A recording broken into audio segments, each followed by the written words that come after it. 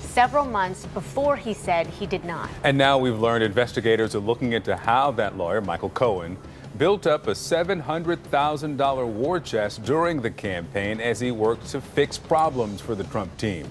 CNN's Jeremy Diamond is live at the White House. Jeremy, between Stormy Daniels and Michael Cohen and Rudy Giuliani, is it possible now for the White House to I guess, agree upon one story about this as there are these questions about credibility?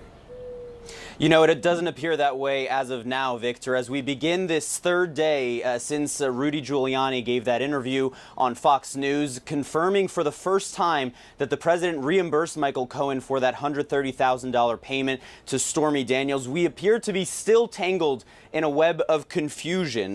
Wednesday night when Rudy Giuliani claimed that the president had repaid Michael Cohen for that $130,000. He said later that it was through a retainer, and he even said after that interview that he had spoken with the president directly about the matter before going on air to claim it. And yet, yesterday, the president appearing to deny some of what Rudy Giuliani was saying he needed to get his facts straight. Excuse me. You did not know no, but you have to. The payments. Excuse me. You take a look at what I said. You go back and take a look. You'll see what I said. You said no. Excuse me. Excuse me. You go take a look at what we said. Well, we did look at what he said, and you can too. Check it out. Do you know about the $130,000 payment to Stormy Daniels? Then why did Michael? You know where he got the money to make that payment? No, I don't know. Well, according to the New York Times, the president did in fact know about this payment months before he made that denial aboard Air Force One just last month. Rudy Giuliani, the president's attorney, sought to clarify some of his language yesterday in a statement saying that he was describing his understanding of the president's knowledge, but not necessarily the president's own knowledge. Again, this is the president's own attorney, his newly hired attorney, speaking about this matter, and yet there seems to be still some confusion, some disconnect between the president and his attorney. The Wall Street Journal also coming out yesterday with a report outlining how Michael Cohen may have gained access to some of these funds. The Wall Street Journal reporting that through two financial transactions, Michael Cohen was able to gain access to as much as $774,000. Rudy Giuliani had previously suggested that the president's repayments to Michael Cohen totaled more than $400,000. Back to you guys. All righty, Jeremy Diamond, appreciate it. Thank you so much. Thank you, Jeremy. Joining me now, CNN political commentator Errol Lewis and CNN presidential historian Tim Naftali. Gentlemen, good morning to you. Morning. Errol, let me start with you. In the polls show that there is no measurable consequence for the alleged affair with Stormy Daniels for the president.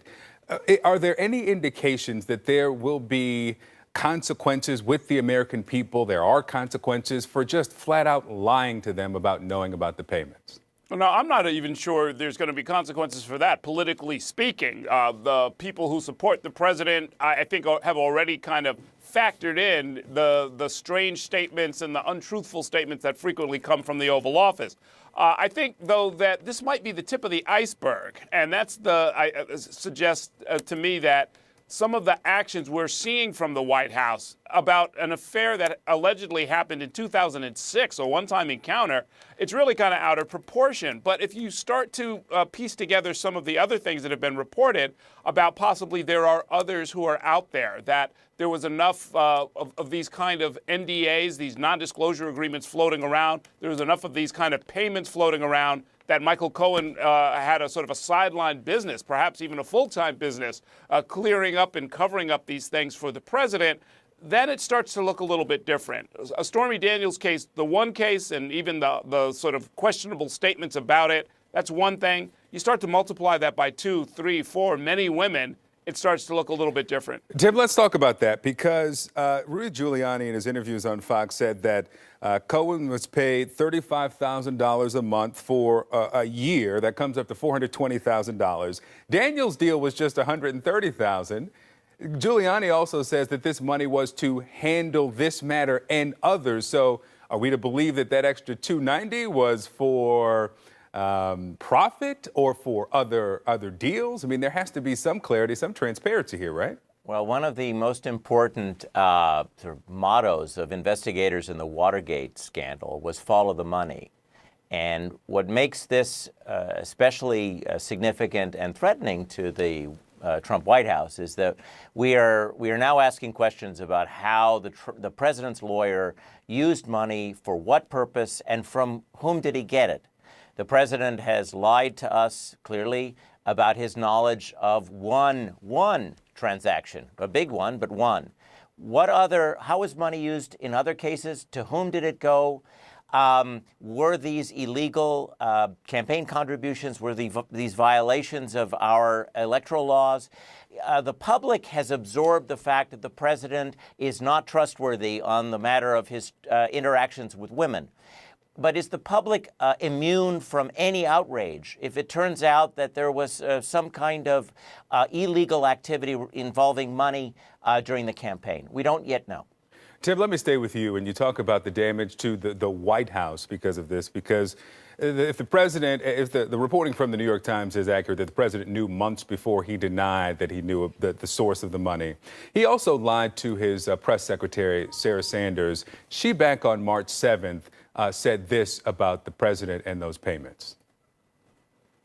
I've had conversations with the president about this, and as I outlined earlier, that this case had already been won in arbitration, and that there was no knowledge of any payments from the president, and he's denied all of these allegations. So if the president knew, and she then at some point knew, not only of payments to Cohen for legal work, right, but for this transaction specifically, how can she effectively still do that job?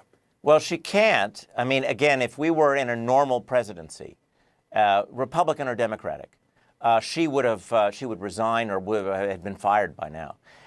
In the Watergate period, when Ron Ziegler, who was the then press secretary, when he lost the trust of the room of the White House correspondents, he was out. The White House, even though the White House was continuing a cover-up, it understood that there are certain rules. This administration doesn't seem to care. They're blowing through all these. They're rejecting all these norms. Normally, it would matter.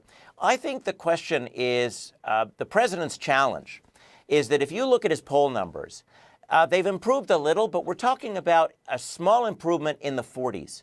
This president has not been able to move above the lower 40s in approval. I'm talking about on the average. Yeah.